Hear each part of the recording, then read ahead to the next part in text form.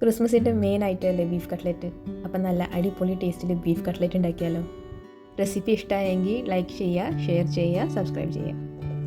ഒരു പാനിൽ എണ്ണ ചൂടാക്കിയിട്ട് അതിലേക്ക് കട്ട് ചെയ്ത് വെച്ചിട്ടുള്ള ഇഞ്ചി, പച്ചമുളക്, സവോള കൂടി ചേർത്തിട്ട് നല്ലോണം വഴറ്റിയെടുക്കാം. സവോളയുടെ കളർ മാറി വരുമ്പോൾ വേവിച്ച് വെച്ചിട്ടുള്ള ബീഫും മസാലപ്പൊടികളും മല്ലിയില കട്ട് ചെയ്തതും കൂടി ചേർത്തിട്ട് നല്ലോണം മിക്സ് ചെയ്തെടുക്കാം. ഇനി അതിലേക്ക് വേവിച്ച് ഉടച്ച് വെച്ചിട്ടുള്ള ഉരുളൻകിഴങ്ങും കൂടെ ചേർത്തിട്ട് നല്ലോണം മിക്സ് ചെയ്തെടുക്കാം. ചേർത്തിട്ടുള്ള ഇൻഗ്രീഡിയൻസിൻ്റെ അളവൊക്കെ ഡീറ്റെയിൽഡ് ആയിട്ട് കമൻസിൽ എഴുതിയിട്ടുണ്ട് കേട്ടോ. അപ്പോൾ നമ്മൾ ഉണ്ടാക്കിയിട്ടുള്ള കട്ട്ലറ്റിൻ്റെ മിക്സ്ചർ ഒന്ന് ചൂടാറി കഴിഞ്ഞ് കഴിഞ്ഞാൽ കയ്യിൽ ഇതുപോലെ വെച്ചിട്ട് ഇഷ്ടമുള്ള ഷേപ്പിലാക്കി എടുക്കാം. ഇതിലേക്ക് നമ്മൾ നേരത്തെ ഉണ്ടാക്കി വെച്ചിട്ടുള്ള കട്ട്ലറ്റ് നല്ലോണം ഡിപ്പ് ചെയ്തെടുക്കാം. എല്ലാ ഭാഗവും കവർ ആവുന്ന രീതിയിൽ ഡിപ്പ് ചെയ്തെടുക്കാം. എന്നിട്ട് അത് ബ്രെഡ് പൊടി വെച്ചിട്ട് കവർ ചെയ്തെടുക്കാം.